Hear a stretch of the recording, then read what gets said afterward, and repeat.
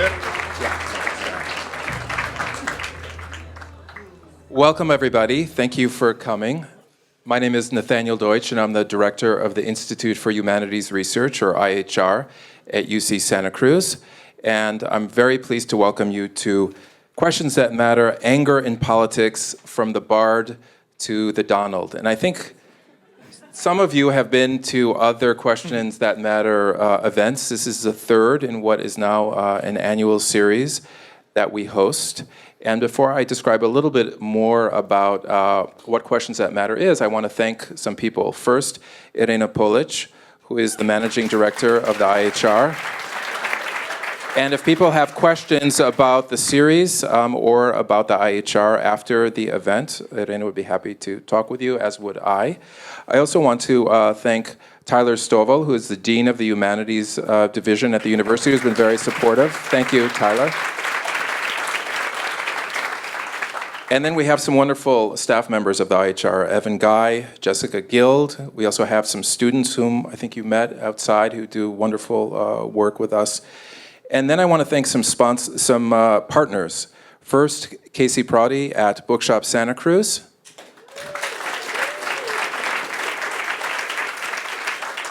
Then Kumba, of course. Thank you for hosting us here.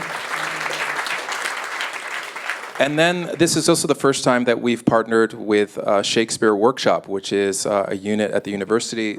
Sean Kylan, who will be introducing later, is the director. So thank you to Shakespeare Workshop.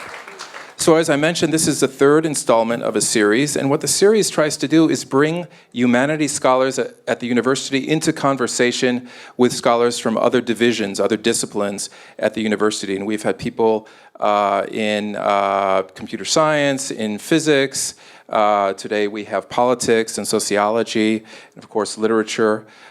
So we think that it's very important to have these kinds of conversations about issues that matter to all of us. And I think it's pretty clear that the issue for tonight matters to all of us in very direct ways. We've had partnerships not only with Kumba, but also with the Museum of Art and History, the local movie theaters, and also the public library. And I invite you to future events that we plan on doing in town. And in general, it's very important to us to bring these events to you, to the public. We're a public university, and so we are public servants, and so we really work for you. So it gives me a lot of pleasure to be able to host these events in town, so that, of course, sometimes you come up to campus, but it's also nice for us to come here.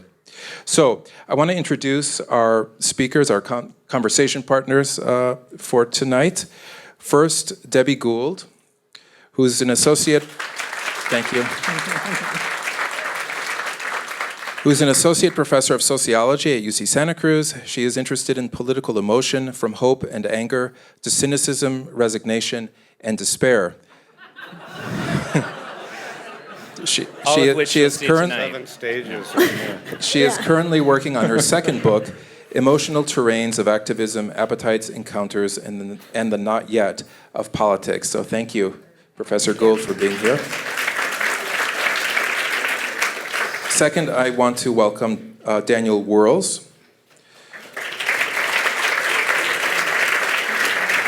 who is professor of politics at UC Santa Cruz. Among other works, he is the author of The Federalist Papers and Institutional Power, Irrational Security, The Politics of Defense from Reagan to Obama, and the Invention of the United States Senate. He is currently working on a critique of the Senate and an analysis of the consequences of post-9/11 policy choices on the structure of American politics. So thank you, Professor Wuerls, for being here. And then last we have Sean Kylan, who is Associate Professor of Literature at UC Santa Cruz, Provost of Porter College, and Director of the Shakespeare Workshop. He studies Shakespeare and the history of criticism. A former Guggenheim Fellow, he is writing Shakespeare and the Future of Literary Education, a book about reading, the vocation of teaching, and the importance of the humanities and the arts. So that's really all I have to say. The one last thing, thank you, is the format. They will be having a conversation for about 45 minutes, and then you will have an opportunity to ask them questions. And then afterwards, there'll be some time for you to ask them further questions, have something else to drink, and so on. So thank you. Thank you. All set? Okay. So the three of us agreed that I would start us off tonight by explaining why we're talking about Shakespeare while we're talking about contemporary American politics. One reason is that for more than 30 years, Shakespeare has been part of the fabric of this community, thanks to Audrey Stanley and Michael Warren and Diana Rothman, I know you're here, and Margaret Rose and Hayden White. Shakespeare is one of the languages that we use to communicate with each other and to talk about the questions that matter to us. Another reason is that last spring, a group of students really persuaded me that there is one play in particular that casts light on our present circumstances, and that play is Coriolanus. Oh, so some of you know it, okay. I'll just set the stage by saying that Coriolanus is a tragedy, and it's the last of Shakespeare's 5 Roman plays, and it's set in a republic that bears some resemblance to our own.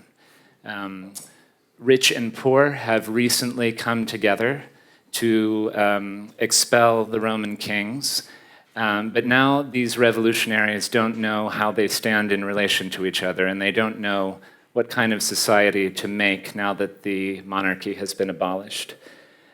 The rich have more wealth and more food than they could possibly consume in 10 lifetimes, and the poor are starving and taking to the streets.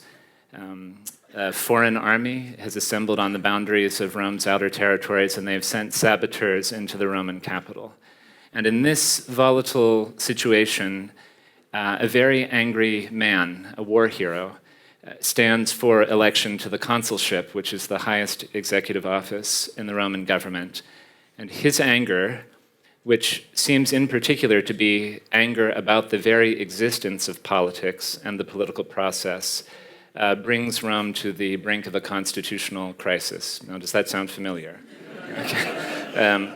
Not too familiar, I hope.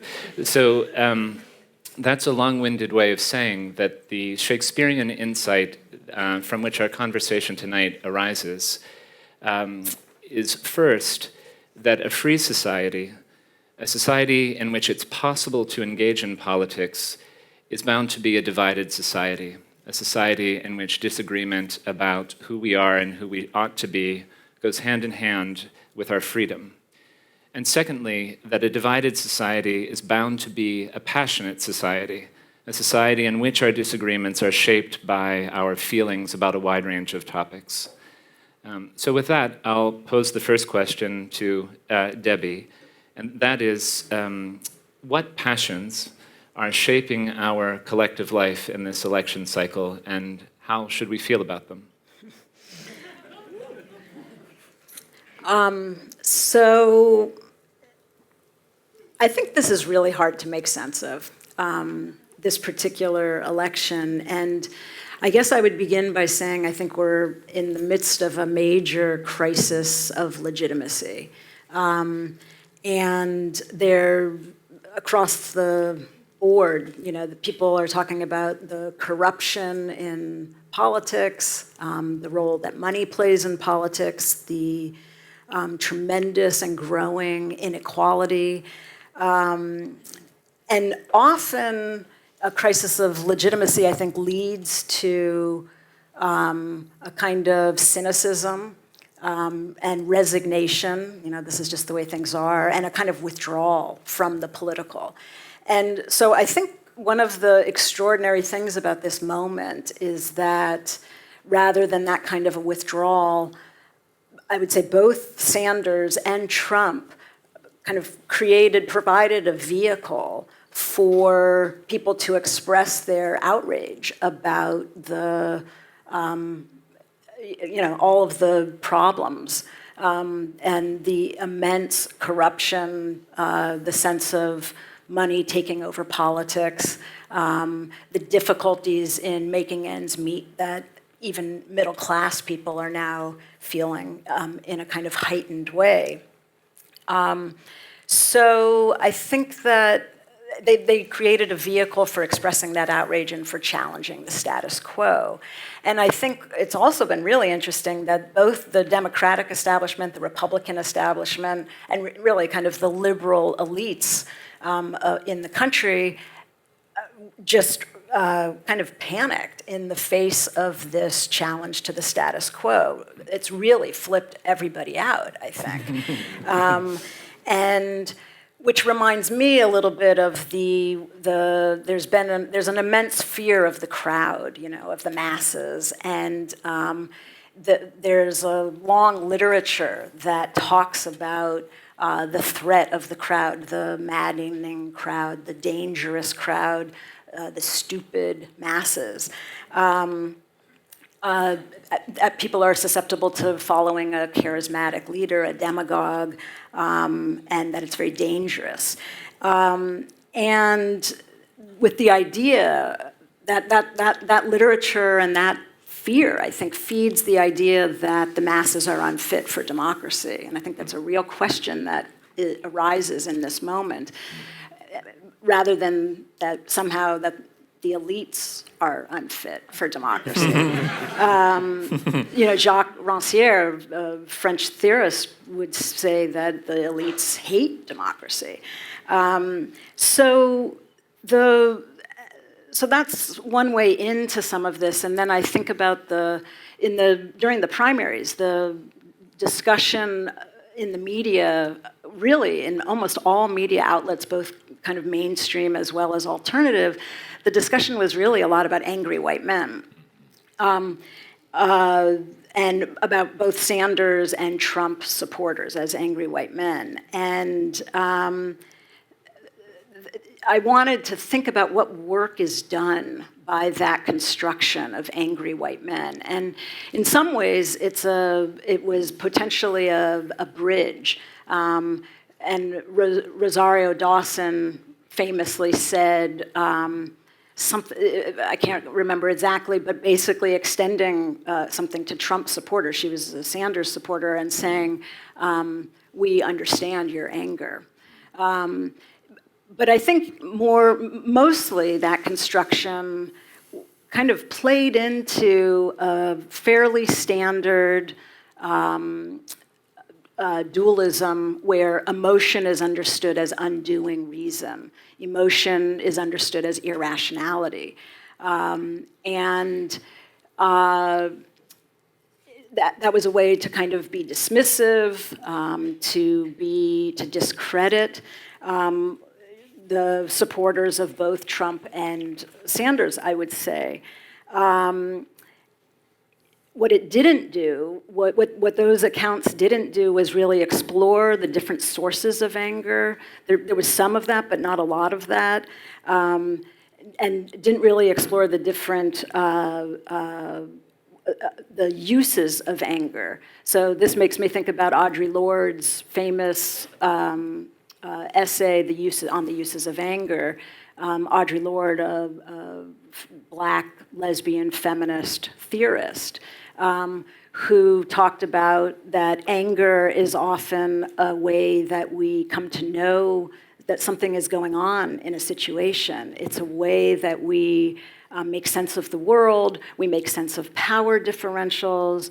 It's a signal to us that something's going on that isn't quite right. So it's a real source of knowledge, potentially.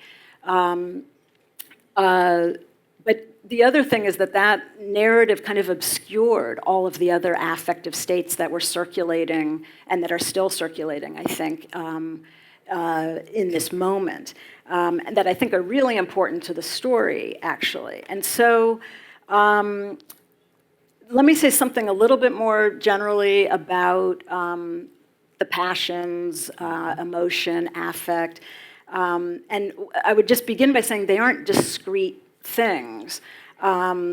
That is, they don't just emerge and take hold on their own. They're in the mix. They're always in the mix of all of this other stuff that's going on. So we have to think in terms of kind of economic practices and processes, the class relations of a society, the way that power is distributed in a society among different social groups. So we have to think about the racial order and think about how emotions attach to particular ideas that are circulating, to the myths of a society, to the political system and the ways in which it addresses people or fails to address people. Could I interrupt just there and ask Dan actually to cut in on that point and tell us whether our political institutions, right, whether the history of our political institutions suggests that they can cope with the kinds of feelings, right, the kinds of passions that have been expressed, the passions that Debbie's been talking about. Yeah, I come to this partly through my work on the Federalist Papers, but also I study American political institutions generally. And if Shakespeare and Coriolanus is where Sean takes off, I take off from the Federalist Papers, and in particular Madison's 10 and 51. And in those papers, Madison makes clear that he thinks both society and government are dangerous, right? They're both dangerous. We need to control them both. And so for him and his fellow founders, including Alexander Hamilton, the key was the proper design of political institutions. That is, just as Sean said, a free society is a passionate society, factious society, and therefore potentially dangerous in that way. So government needs to be designed in order to channel that. The question as to whether they're capable of doing this now is obviously an open question, because in some ways one of the sources, I think, of the anger and the passion today, of course, is the failure of our political institutions. And so the question maybe, I'll get to more later, is whether we do ourselves a service by continuing to focus on electing people into the same institutions, or whether we do better by focusing on changing the institutions to make those people do better. All right, I tend to think it's the latter. All right. So one quick point, though, is that what the Federalists believed was not simply that you put different powers in each institution. The court does its thing in law, the president does his thing in administration, and Congress is divided between the House and the Senate. There's a way in which each of those institutions also has a different relationship to the people and therefore to these emotions. So you can see the House, of course, is directly connected to the people, the Senate one step removed. And of course, in the original conception of the presidency, the president was an administrator, like, Javert in Who Goes, Les Miserables, right? The law is the law, good, bad, or indifferent, I'm here to enforce the law. That in some ways was the original conception of the president. And then the court, which in some ways we hold up as an ideal, right? The court system of this dispassionate, unprejudiced, right, view of how to deal with these sorts of questions. Maybe not the Supreme Court right now, you might be thinking about, but the court system in general. And so that, in many ways, was what the Federalists believed in. Now, I'm not here to defend our current arrangement of institutions, as I just implied. I'm a big fan of thinking about how to change them. But I think the signal point, to begin with, is that they believed that properly designed institutions were the way you had to take what are often perfectly admirable, sensible, rational emotions, anger, and channel them through institutions to come out with something a little different from simply those emotions. So, yeah. I'm also thinking about another important institution, which is the theater, right? Which may or may not be properly designed from antiquity, in the sense that the history of the theater is a sort of ongoing argument about whether the theater should exist because of the passions that drama elicits from audiences, right? Plato, as I'm sure many of you know, thought that tragedians should be banned from the ideal society because the passions that drama unleashes in the theater are fundamentally antisocial and are conducive to antisocial behavior. His student and successor, Aristotle, on the other hand, regarded the theater as a kind of spa treatment for our worst feelings. Thank you, Karen Bassi. In the sense that we took our turbulent passions into the theater and expressed them there, right, and left them there, and came home sort of more suitable, more capable of social life. Shakespeare's insight, I think, the insight that really bears on our current election cycle and the feelings we're expressing during it or witnessing during it is sort of twofold. One, Shakespeare's theater really believes that politics is inherently spectacle, right? If you think of Shakespeare's history plays, every king knows that he is an actor, engaged in a competitive performance with other actors in order to maintain authority and power, that there's no intrinsic authority to being a king. You have to invent it through performance.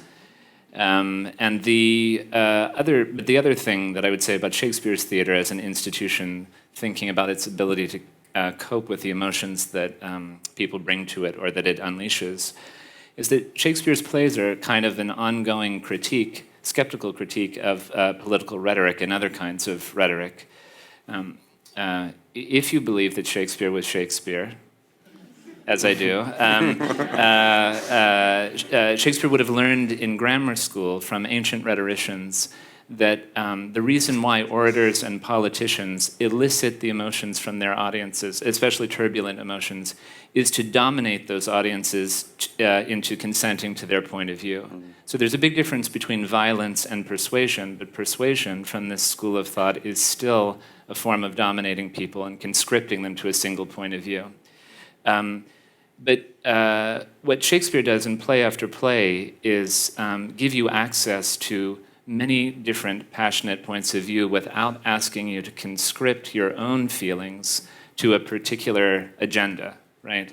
And I think in that way, the theater's utility as an institution to help that might help us think about our other institutions at this moment is that it gives an opportunity to us to reflect on how we have been made to feel in other theatricalized venues such as politics. And sort of gives us the freedom not to have to act on the feelings that it causes us to have. In other words, it would be ridiculous for someone to run up on stage and try to stop a murder from occurring in a play. That would be inimical to playgoing, right? And so playgoing is a kind of quasi-political experience that urges you to adopt a point of view but doesn't compel you to do so in an action. I mean, I'm thinking about what you said about spectacle and about the way that, and what our particular institutions of society make us feel. And there's a way that people have commented on this election, it's turned into a spectacle, and everyone tunes in order to see what's the latest crazy thing that's going to happen. But on some level, I feel like politics has been a spectator sport.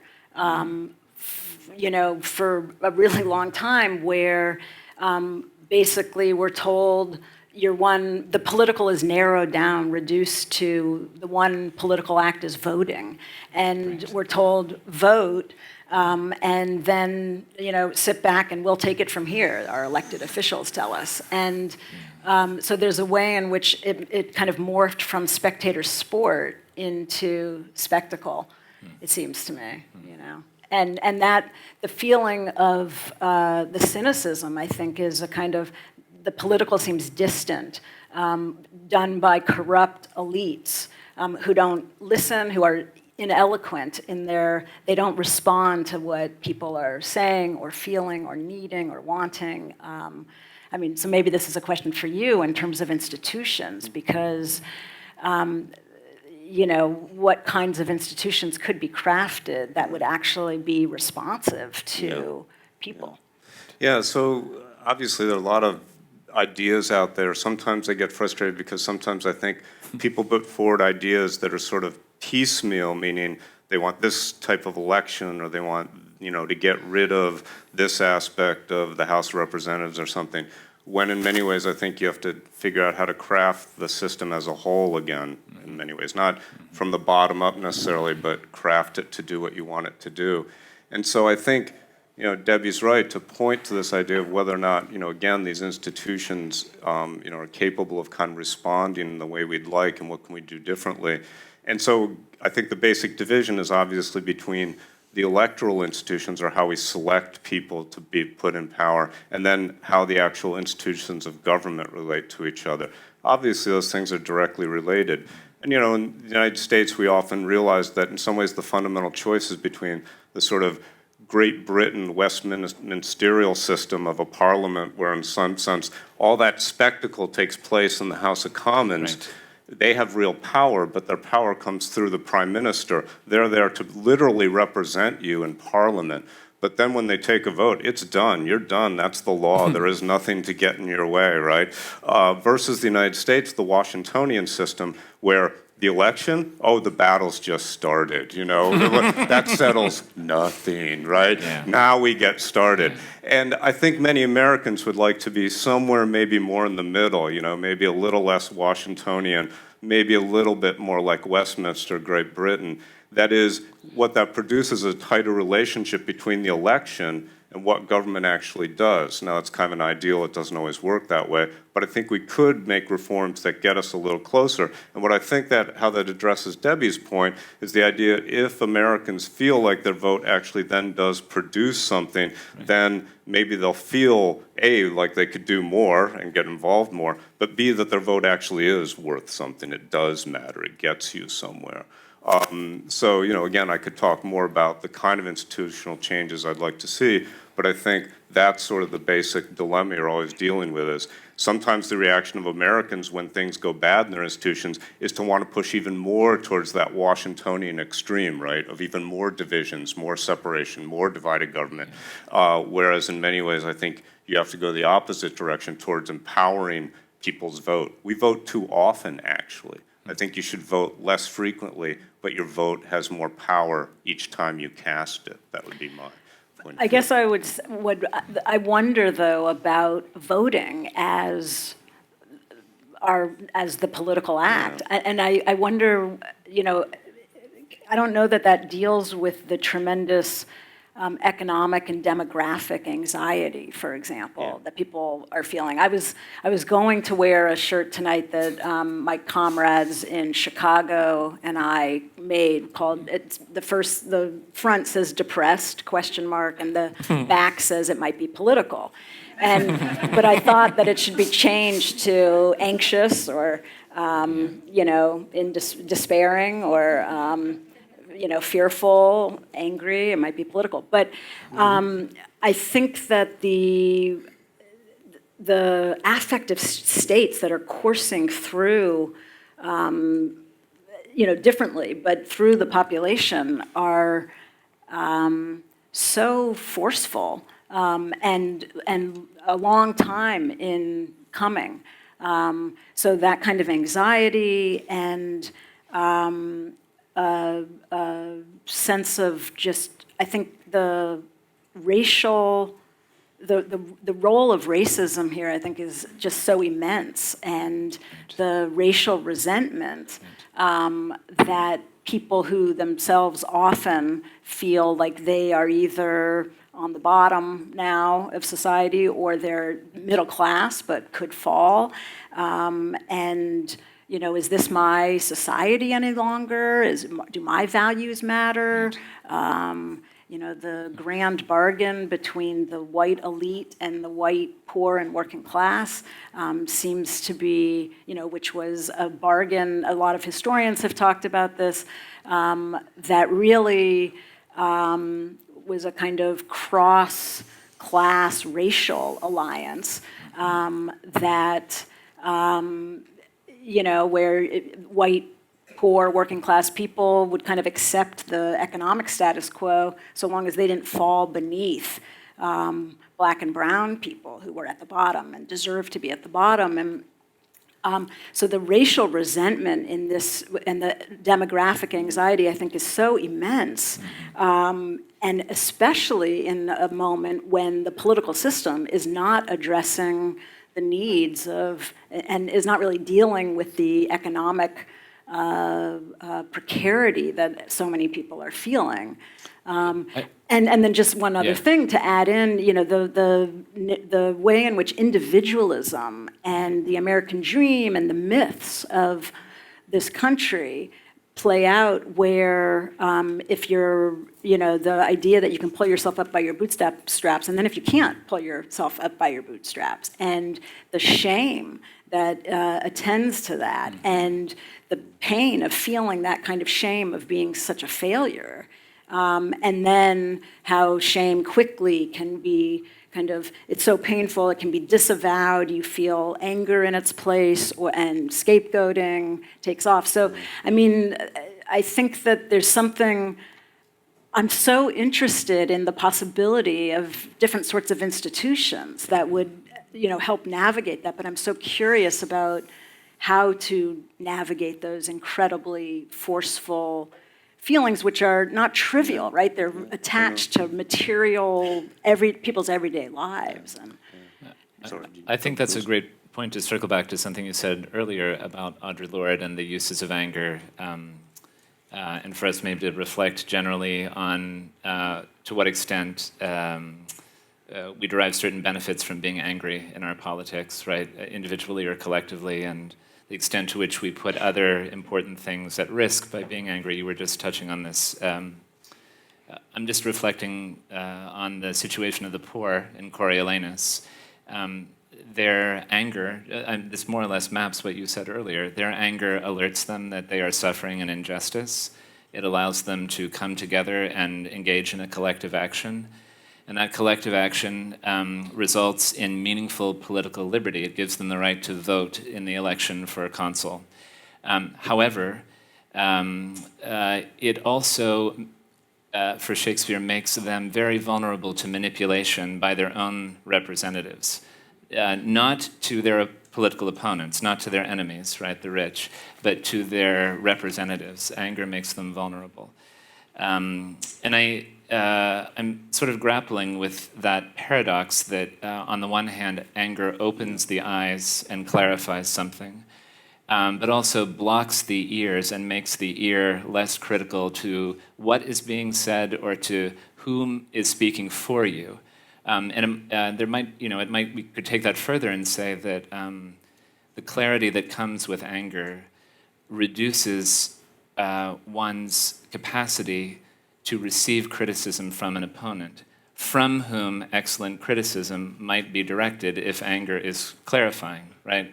So that's Shakespeare in a nutshell. That you don't. There's no such thing as a free lunch, right? I thought that was The Economist. But I would, exactly. But I would be eager, and I think the audience would be eager to hear you two reflect on that sort of cost and benefit analysis to being angry from the starting point that I know we share, that there's no getting past our anger, there's no getting past our passions. We can do all sorts of things to inhibit it or repress it or countermand it through processes, but it is going to be a dimension of our life in a free society.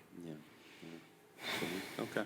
So clearly with this election, Donald Trump has been characterized as a demagogue, and in some ways, of course, that's a pejorative term going way back. But in some ways, it's a very clinical and precise term. It's a leader who appeals to people based on sort of emotions, fears, and sort of insinuations, distortions of the truth, and so forth. And of course, you can judge the book by its cover to some extent. To some extent, it's relative. But I think he's sort of a straightforward Webster's definition of a demagogue, right? His picture should be there from here on out. And I think it's instructive, for the United States and the world to some extent to have seen this in action, right? Because it makes you aware of what this really can look like. Yes, politicians are politicians. Hillary Clinton's a politician. And then there's something else. And now we've seen that something else in action. And it really is different, I think, and very dangerous. So to sort of get back to this idea of then, again, when can emotions be and anger be helpful and hurtful? That's a delicate balancing act, I think, because of course people have, totally legitimate grievances. Those grievances should be acted on. There should be, movements on the street and so on and so forth. It's then how that's translated into political action in terms of government doing something. So in some ways I would come back to my points about how institutions could be changed to absorb that more effectively and to respond, because that's the thing. They have to be able to respond effectively and fairly efficiently. It's why, one of the things I think we face most profoundly in this country is our almost sort of dysfunctional quadrennial focus on the presidential election, our triumph of hope over experience, right? Where every 4 years, although now we might be, hope is maybe not the right word, but has often been the triumph of hope over experience. But where there's such a gap between the rhetorical power we've given the president to speak for us, or the candidates to speak for us, the president to speak for us, to represent us, and the actual power the president has to get things done. I actually happen to be a fan of presidential power because I think in modern government there's no getting away from profound executive power. The question is, how do you shape and contain that? And Americans continue to be in denial in a way. They want a powerful president when they want the president to be powerful, but they're not willing to come to terms with reshaping things to actually give the president the power to take fairly strong action. Not an unchecked president, but a president who more closely sort of embodies the kind of power you think a president should have in the current system. So again, my message is sort of about the effective use of the emotions and anger out there and the ability to translate that into policy fairly quickly so that people see that something indeed is happening. So. Yeah, I guess. I mean, I'm just not. Now it's going to get ugly. I'm not sure that, it seems to me that capitalism creates a situation, like we're in a particular moment of capitalism that seems it's utterly incompatible with democracy, it seems to me. I mean, so I don't know that kind of tinkering with the institutions in the absence of actually addressing the economic system. Yeah. I don't know. I don't. A horse cart problem here. I'm not. Which we think is the horse in the cart, maybe. Yeah. Does Shakespeare talk about any of this? Can he help us? Yeah. Can you help us? Evidently, he invented human beings. So, I was thinking about the actual election custom in Coriolanus, which is, if you know the play, is quite bizarre. This is how people vote in Shakespeare's Roman Republic. The single candidate standing for office, who's a war hero, goes to a public place, the Forum, and removes all of his clothes in front of the poor who now have the right to vote, and shows them the wounds that he's earned for them in war, right? And they respond, according to the language of the play, by putting their tongues in his wounds so that they speak for him, right? So they don't actually put their tongues in his wounds. And we haven't seen anything like that yet in the production election cycle. Yeah. But I think that what Shakespeare is trying to imagine there as a core idea about what it means for people of different classes to be able to participate freely in a political process is that the essence of a republic is being vulnerable to each other and giving away something important, your voice, your tongue on the one hand, and your dignity on the other, right? In exchange to have an imperfect but peaceful outcome. And one of my, that's a way of saying, I guess, that while I do agree that anger is part of the complement of our reason, or can be, right, that it really is helpful in drawing our attention individually and collectively to injustices that we would not otherwise be aware of, I am concerned that the more we come to associate anger and the convictions that arise from anger with virtue, the more difficult it is for us to embrace other kinds of affects and relations as having the dignity of reason or being valid and helpful responses to injustice. For example, kindness, gentleness, patience, and love. For Aristotle, who writes about anger in both the ethics and the rhetoric, the opposite of anger, or anger's complementary pair, is a feeling that's called gentleness in English. But for Aristotle, gentleness means being angry for the right reasons at the right time and for the right duration. It's Aristotle. Right.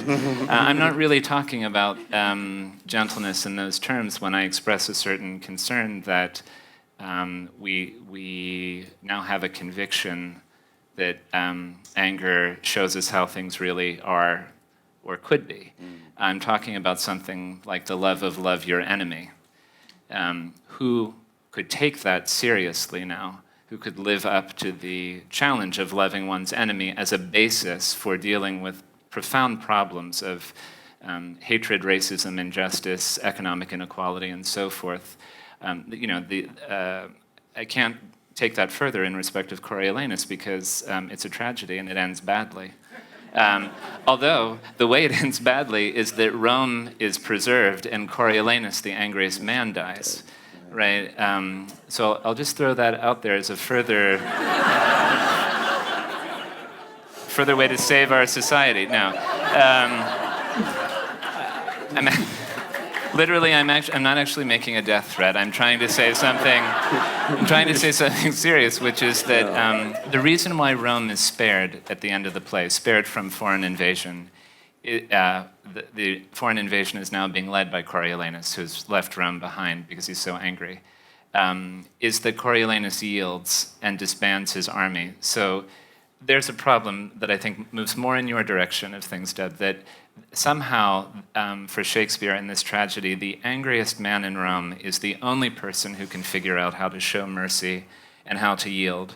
The person who hates politics as such is the only person who can figure out that Rome is worth preserving on its own terms by yielding his power back to the people he is threatening at a sword's edge. Yeah.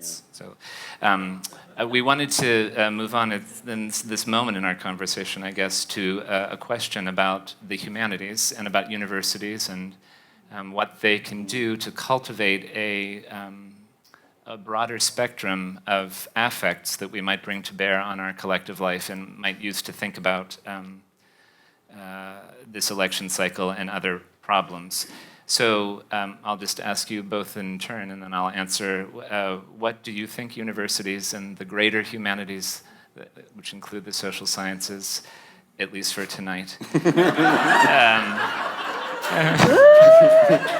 Fair enough. That's fine. What do you think we can do? What do you think we should do? Yeah, I mean, just really briefly, it does seem to me that, well, first of all, public universities were historically a vital site where people met one another across class and race lines. And that is really under threat when the public university is defunded in the way that it has been, where it's becoming less and less affordable.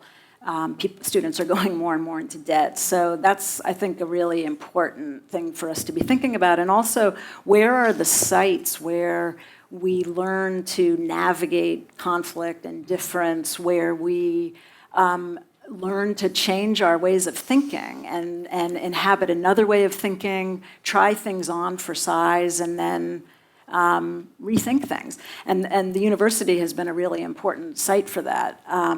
And I think that, so for, given the moment that we're in, it seems like universities are a vital site for learning, for thinking differently, for responding to one another, for listening to one another, and being changed thereby, Yeah, and to add to that, I mean, you've all read that, one of the things that's in decline is that sort of idea of face-to-face communications that take place in UniversitySided. So I'm just adding to Debbie's point, and that certainly is under threat from all sorts of forces. The point I'll add that maybe is particular to what I do and what I teach is that, sometimes people get the impression that up at these universities we're all just, spewing leftist invectives about the system and stuff like that. Well, one of my biggest points in teaching relates directly to what we're talking about tonight, and even what Sean was just saying about the sort of gentleness or recognition of other sides and so forth. And it's related to what I've said earlier this evening, which is one of the things I try to get my students to do, particularly in a couple classes, is to do a thought experiment where they separate or try to separate their views of politics, their ideology, their partisanship, from their views of good government and the Constitution, and not have the one completely driven by the other, meaning their politics totally drive their constitutionalism, such that you're for presidential power when your boy or girl is president, right? You're against it when they're not. Whereas in some ways I think it's possible to disassociate the two at some level and think about ways in which you think power can be arranged in ways that best serve us, regardless of whether you win or lose a particular election. Right? And so I try to get the students to think about that as a question and try to see if they can come up with answers. Like, when Justice Scalia dies, you don't assess whether or not they should just, replace Justice Scalia based on what you thought about Justice Scalia and who's president. Does the Senate have a duty to replace a vacancy on the Supreme Court within a certain amount of time? And then you don't change your answer when the circumstances change after the next election.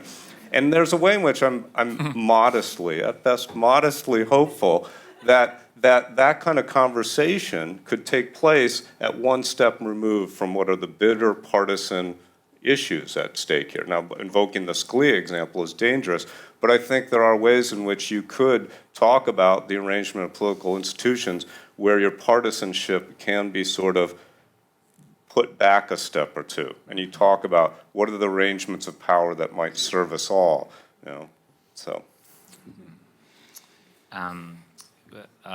I'll say something slightly enigmatic, and then I'll say something much clearer. So when I was teaching Coriolanus last spring, it's a relatively obscure play, and it's not performed often, it's not read often, it's not taught often. But I was so struck by how this diverse group of undergraduates, not all of them literature majors, were drawn to it as a companion for thinking about our situation. And when I say that, I don't mean that they were interested in drawing an analogy between the play and our current moment that sort of emphasized one-to-one correspondences. The angry man is Donald Trump, or the angry man is Bernie Sanders, or the angry mother is Hillary Clinton. None of those things were true. The experience that they seemed to have had with the play was something like this. Have you ever had the experience of walking down the street and pausing before a reflective surface like a window, and for just a moment you don't recognize that the reflection that you see is the reflection that you yourself are casting, right? That's how my students were using Coriolanus, as a reflection of our moment, which is not quite our moment, sort of as a familiar-looking stranger in the moment before they recognized something new about our own situation as a result of the play. So that's the enigmatic thing. The less enigmatic thing is that I would say that, and this doesn't sound like the triumphalist note you would expect a literature professor to strike, but it's going somewhere. I'm very wary of asking too much from the humanities in relation to real social problems. And by that I mean, I completely understand our need, our impulse to turn to writers like Shakespeare for answers to our problems, right? Charles McNulty in the LA Times wrote a really great piece about Coriolanus and Julius Caesar in relation to the current election cycle. In May, just a few weeks ago, Stephen Greenblatt, Harvard's Shakespeare professor, one of them, argued that Richard III explains the problem of demagoguery that we're undergoing now. And those are really wonderful pieces, and I relish them. But I think when we ask the humanities or the writers who constitute the humanities to give us answers to our problems, we're asking them to do our creative thinking for us. For me, Shakespeare is not the answer, he's the question, right? Shakespeare poses the question, which we wouldn't be talking about, but for the existence of this diverse, international, multilingual tradition that we call the humanities now. So that's my view of it. That the importance of the humanities now is in posing questions to us about ourselves that we would otherwise never think to ask, and then leaving us alone with each other to try to make the answers that we need. Okay, so I think I'm getting the signal that now is the time to open the floor to you. I have the job, although I can only see about a third of you, I have the job of conducting the Q&A. So if you will raise your hands, we have a microphone. The lights are up.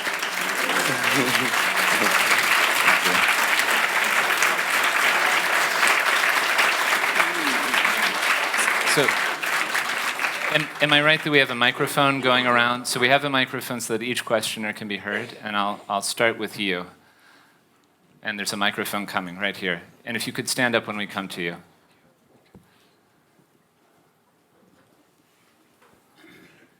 Well, my question is, God damn it, why can't government do anything? But my real question is, why don't those angry voices understand when they get up every morning and drive down that street and stop at the stop sign and take their kid to school, et cetera, et cetera, et cetera? Why don't those angry voices realize that government does a lot of things and it's done by hundreds of thousands of people living in your own community? What keeps those angry voices from recognizing that?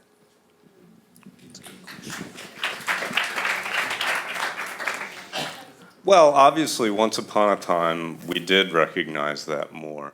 And there were, in some ways, the institutions, even the two political parties, both of them were better at making us see those connections to various policies and programs. And things like unions, which used to be powerful in this country, were an important institution in connecting those folks to the sense of why policy and government mattered.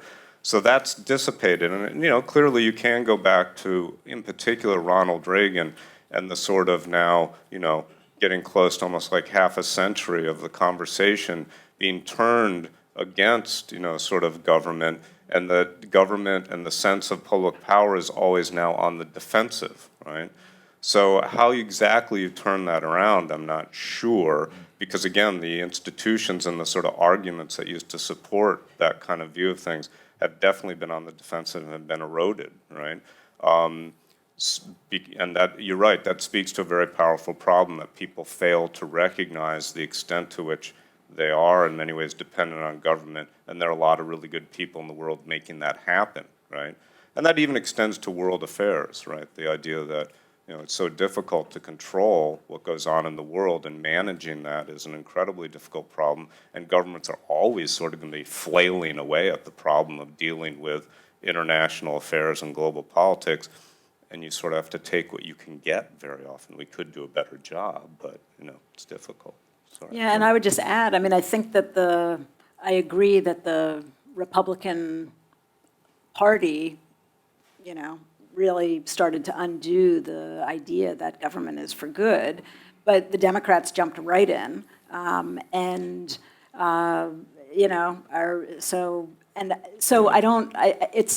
think that that's a very significant thing. It's what I was trying to say before about the ineloquence of the political. It doesn't speak to people's real needs, and so combining with the narrative and that big government is bad, and dismantling all of the programs that actually help people, and then not responding to people when they say they need things. I think that makes people very cynical about government, especially with all of the corruption, the sense of money taking over politics. And I think Shakespeare's answer to your question, although I'm sure he didn't drive, was that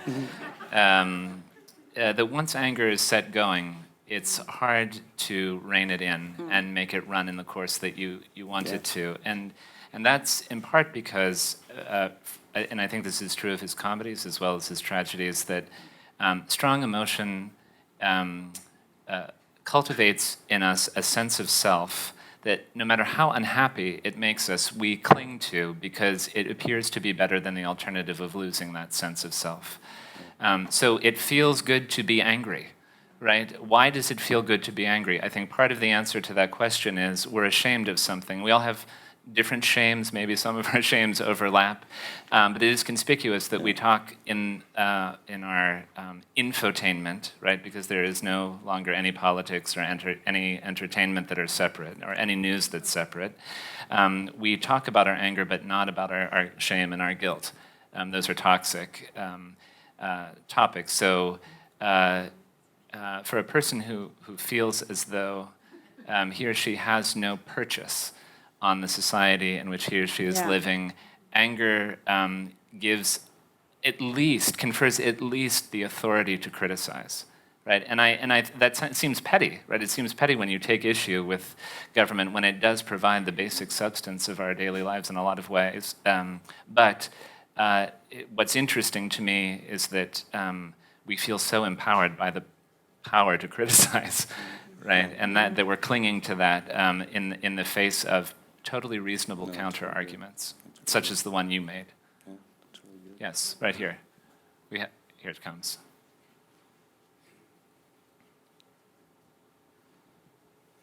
I think of myself in this audience as being pragmatic, rational, informed, intelligent, and I'm somewhat confused about where we are as a society.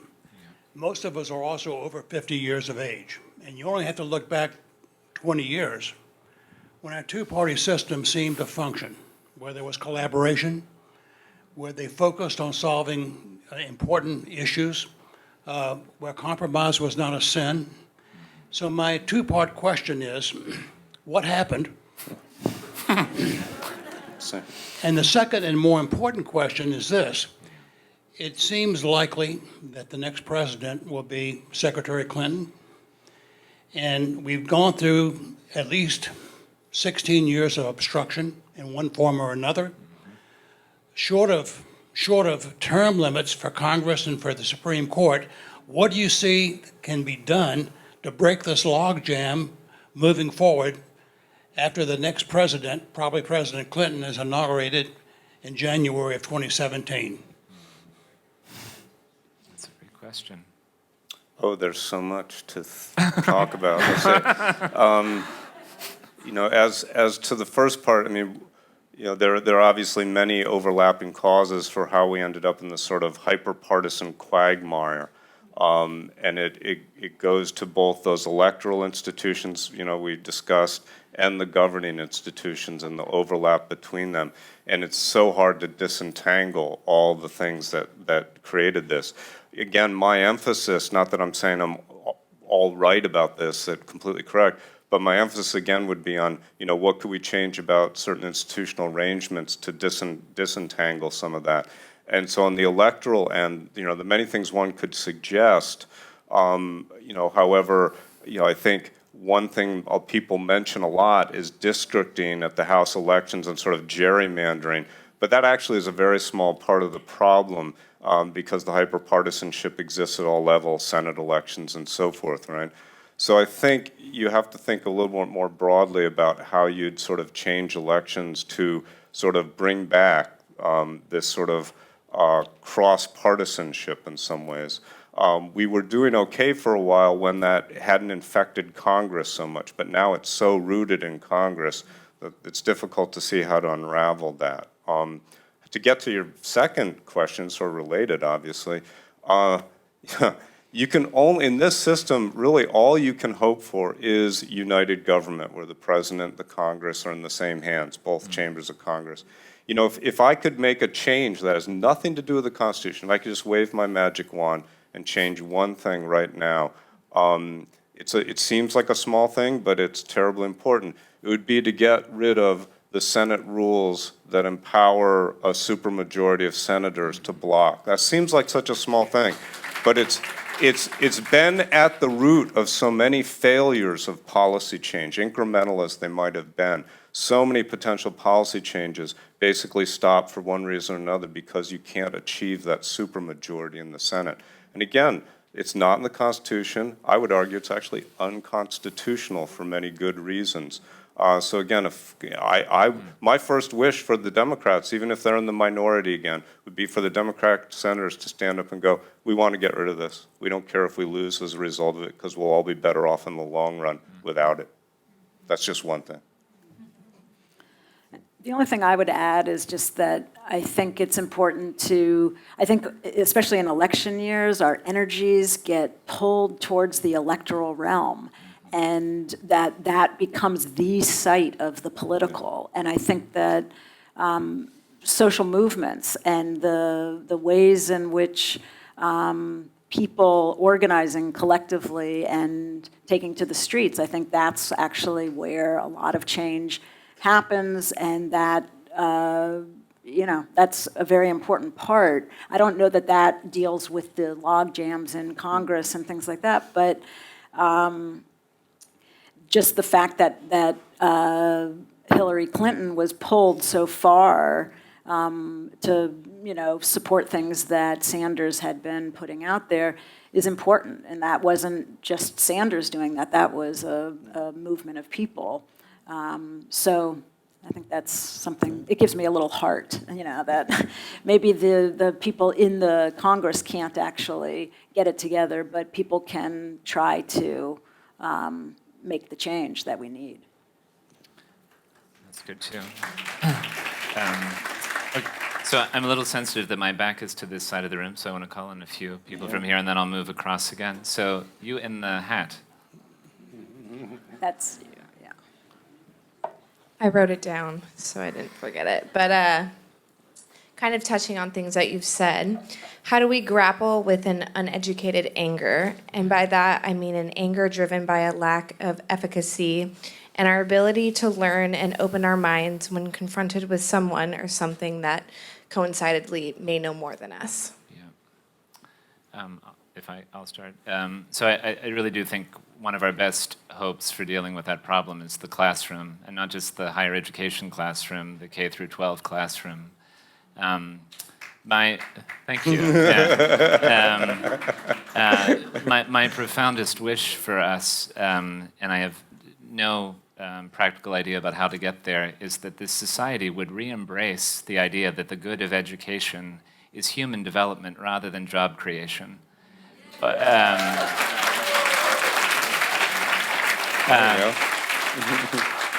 Certainly I understand that higher education in particular has been the most profound engine of social mobility and economic development for families, right, in our nation's history. And I don't disagree that families who spend the amount of money to send their children to school that we're now asking families to spend should feel entitled to a shot at social mobility. But I think more fundamentally, we need leaders at every level that emphasize that what happens in the classroom is the sort of crucible that your question points to us needing, a place where the most difficult and awkward conversations can be had with the utmost sense of shared purpose. No. Yeah. No, that's good. Do you want to say? No. I mean, I would just say, I think when people don't feel responded to, and when people feel tremendously out of control, like they don't have any power over their lives in various ways, I think and where there's a scarcity mentality, competition, I think that it's very hard to listen to one another and to then move from a kind of anger that maybe takes you over into a capacity to recognize what's going on, and these are the things that are making me angry, and maybe I actually can listen to other people and think together with other people and so on. I think the ways in which we are divided amongst ourselves it's a perfect way to allow the status quo to keep functioning as it does. But I think it's really hard to have the idea of someone moving off of their anger from what you called an uneducated anger, I think it's hard to imagine how to do that when there's such vast inequalities, both class inequality, racial inequalities, gender inequalities, and so on. So I think that those real material conditions of people's lives have to be addressed. Just I think that gets us some distance towards being able to listen. You can listen a lot better if you feel like you're actually being, your concerns are also being taken seriously. Yes, in the back. I want to agree with that point and the one that preceded it about education and tie them together, just by recalling something that I just learned by seeing Michael Moore's new movie, Where to Invade Next, when he's looking at the now famous Finnish education system. He observes, one salient fact about that system, which I think if there's one thing that we have to do in this country that would make all the difference, is that according to the interview in that film, it's illegal in Finland to open a school, K through 12, and charge tuition. So that everybody from the billionaires to the people with the most modest incomes has to send their kids to the same schools, which means that everybody in the society has a vested interest in creating good and equal schools, and they do.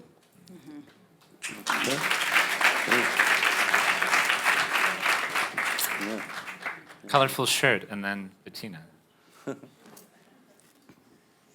Hi, yeah, so the women's movement, the most recent women's movement, and the most recent movement for gay rights and the civil rights movement, and the getting the vote for women's movement, movement for unions, all started from the ground up, and institutions responded to those movements and changed. And I'm looking at what's happening with the angry white guys on the Republican side of the coin, being angry, electing representatives, and losing ground constantly by not being by not having their point of view and their desires for change actually find any implementation. They keep losing to this other more liberal side. It's almost, so my question is if the apparatus of my party is designed to frustrate my action, then I keep getting more angry because those who I'm looking to for leadership and assistance keep frustrating my action. So do you see that going on at all? And in that way, do you see that as a constant lose? Did you say constant lose? Yeah. Yeah. Oh, okay. For that group of people, for that disenfranchised, angry white guy, the very leadership that they're asking help to move their agenda forward is frustrating moving their agenda forward for some purpose that I can't quite figure out. Maybe you can give me some insight on what that purpose might be, if it is their purpose. Do you know? Go ahead. Okay, I'm not. I'm a white guy. I'm not particularly angry, so I'm not sure I can address this, directly or well. Because again, I'd hate to generalize. That's really what I meant by that opening comment. That I think for many groups in the United States, right, their elites, the people they are looking to elevate into offices and to do the changes, do the politics and make the changes, are failing us all miserably in many ways. And again, my point is that, yes, maybe some of them are to blame as individuals, but we've created a very difficult situation for our politicians to deal with in so many ways, right? and including, the sort of, Rube Goldberg device of our political institutions themselves that make it very difficult to produce any sort of change at all, right? So, again, part of my message would be that people should scream and shout about particular issues, inequality and so on and so forth, racism and so on and so forth, but that one hopes we can reserve a little bit of time to think about how we could do things better from that sort of process point of view, right? I mean, I'm sort of saying the same thing again, but that's sort of what I mean, because I can scream and shout about various issues. I work a lot on trying to make defense spending lower. I want to cut nuclear weapons. I want to do all sorts of things. I work on that issue. But I also happen to realize that I can scream and shout about that all I want. We can even start a movement, but if the institutions fail to respond to that and are almost designed to fail, I'm not sure what good it does, right? So I'd like to try to do both simultaneously. I hope other groups can. Right here. Bettina. Bettina. So first of all, I want to thank you for very stimulating. And my main, I think it's a question, it's also a point, is that if you look at Trump's major slogan, all over, you see it all over the Midwest and Nevada and so forth, and also Central Valley, make America great again. And reporters have asked people who support him, when was America great? Right?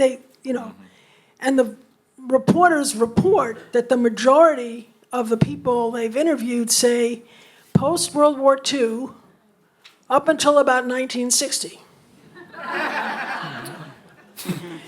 My point about this is, and I think the panel has done superbly well, but I wish you would address this, I think racism is at the center of this election. Yeah. Racism in the worst possible way. And because if you think about this country between 1945 and 1960, that's pre-civil rights. That's almost pre-Brown versus the Board of Education. Sure. That's a wholesale, I'll stop the rhetoric, but it was awful. And it was homophobic. Women were forced back into the, so it's all tied in together. So I find this terrifying. Yeah. I find the political landscape terrifying.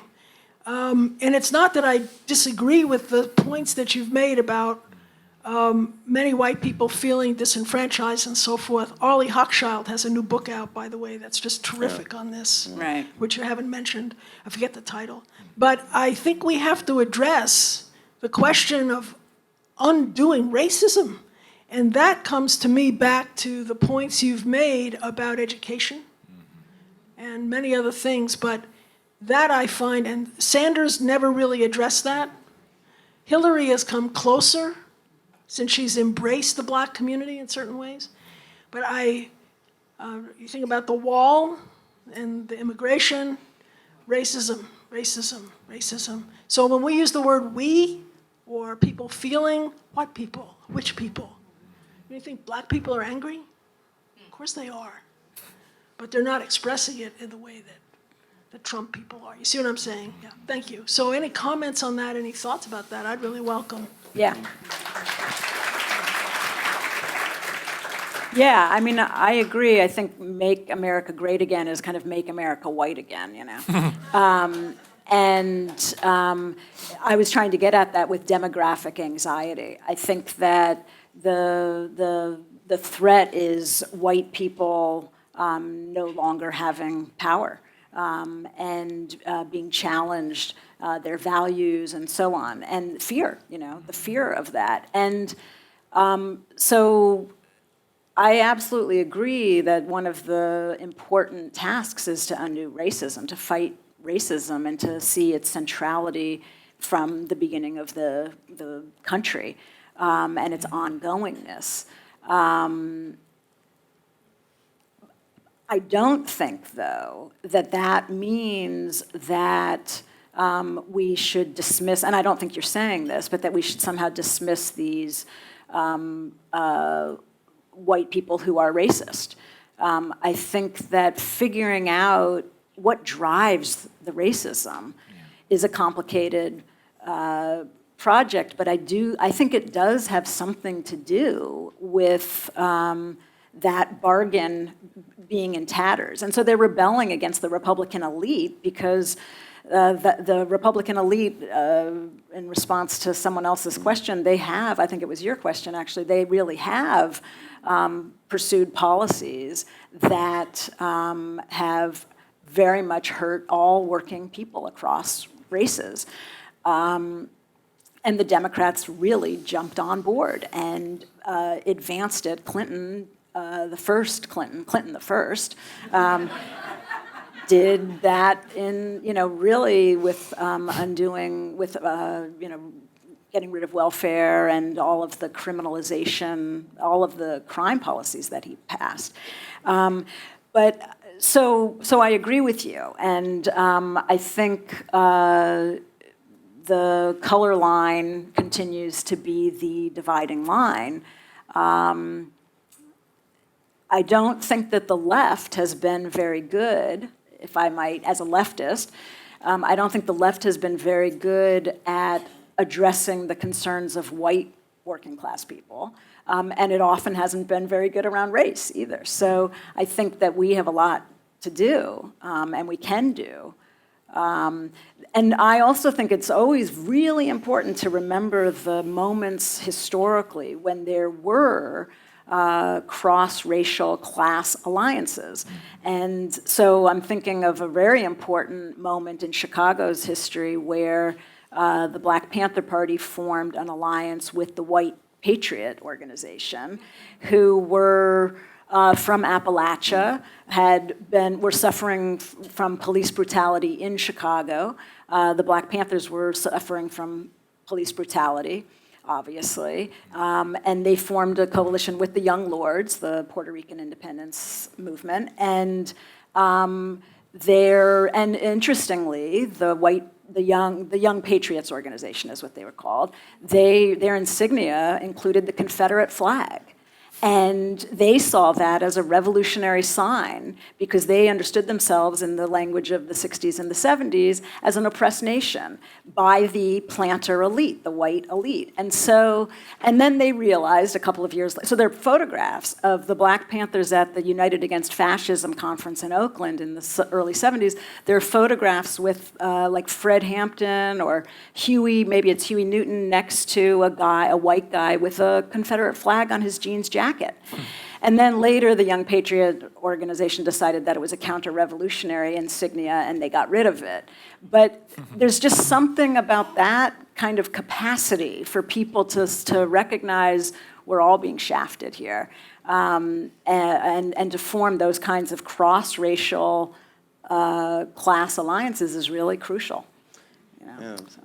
Sorry if I just say something quick? Sure. Yeah, of course, I agree, and I don't mean in just a glib, pro forma way that racism in many ways is at the center of so many things going on now.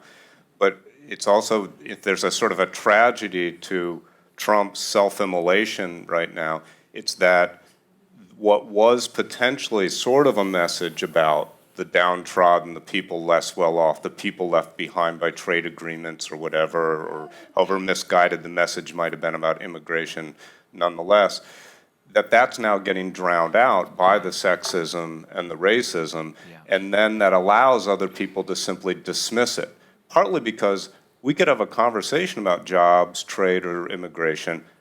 I can't really have a conversation about your racism. You see what I mean? There's almost like there's no grounds for me coming to terms with what I see as just this kind of misguided hatred, whereas those other things we could have talked about. So again, one of the tragedies by doing this job of sort of, lighting himself on fire and trying to bring us all down with him, he's allowed us to sort of just dismiss whatever might have been the kernel of his message at one point. So I've gotten the signal for one more question before we make America Great Britain again. They were sorry. Okay. Sorry. I'll take that hand then. Yeah. You had a voter. Thank you. Is this working? Yeah. It's working. Just wanted to point out, Sean, that those are awesome socks you have on. Thank you. Thank you. Simple question. I know from my experience with negotiating skills that when you have such disparate parties, finding a common ground around values and definitions matters. So Deborah, when you first started, you talked about one word I think that matters. We lack a common definition of legitimacy with regard to leadership, and I wonder how you define legitimacy. Yeah, well, I'm not, I mean, maybe in the Weberian sense or something. I mean, I guess I was just thinking about, there isn't a sense, it seems to me that and Daniel, you should actually answer this question, I think, too. But there, I think that the ideal that we have a representative government where the government actually represents the interests of the people, I think that that has been exposed as not so much. And so I think that, in a sense, that's kind of what I mean, is that there just isn't a lot of faith in this system. And I think that's the case with our economic elites as well, that there isn't a lot of faith in and that's what I think is actually really interesting. And part of what I wanted to say was it's a crisis of legitimacy, which is really scary. And it's also an opportunity, it's an opening for the status quo to be challenged. And whenever the status quo is upended, it's very frightening because you don't know what's going to take its place. And it could be fascism of some sort or some type of authoritarian, or it could be a military coup, or it could be, and I think unfortunately there's a resolution to it right now, which is in the form of Hillary Clinton will be elected. And then what happens 8 years later, you know? I mean, it's not clear to me, or 4 years later, it's not clear to me that she is actually going to respond to the real needs that people are articulating. And have been articulating both by the Sanders supporters, but also by the Trump supporters. So I think, so anyway, it's an interesting moment, and I think that the mobilization that has been occurring, and I'm thinking now of the Sanders people, I think that that needs to keep going in order to really challenge the status quo, you know. So it's kind of a vote, I guess what I'm saying is vote and, you know, the next day it really matters. So could I respond to your question with an impractical and utopian thought drawn from Shakespeare? And that is that from a certain perspective, all of his plays are about the absurdity of legitimacy as a concept, by which I mean that characters are constantly attempting to justify the power that they happen to have over other characters as valid authority, issuing from some place outside the sphere of the human realm, right, and given to them. But if you look at a play like King Lear or Richard II, where Richard II loses everything in the course of finding his way from the throne to the grave, the only common denominator for human beings from Shakespeare's perspective is our mortality, which is to say our profound vulnerability.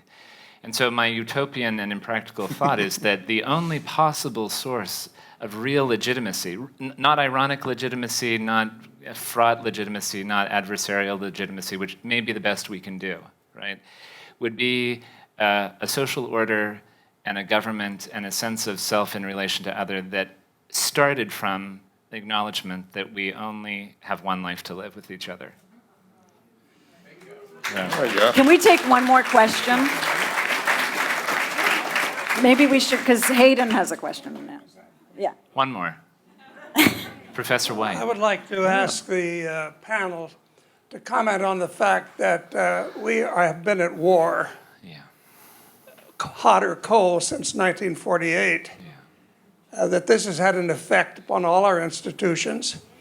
We've witnessed the militarization of the police, the privatization of prisons, We've watched the erosion of our civil liberties through the Patriot Act. And I'd like to know whether, in some sense, this might not be, Coriolanus is a good way of getting to this question, that is the relationship between war and a peaceful society, and the ways in which continual war is going to erode any kind of social arrangement that might allow for compromise. And will always remember that Obama's first campaign had to do with the audacity of hope. He won the Nobel Prize, as you recall, during his first year. He has exported more immigrants than any other president.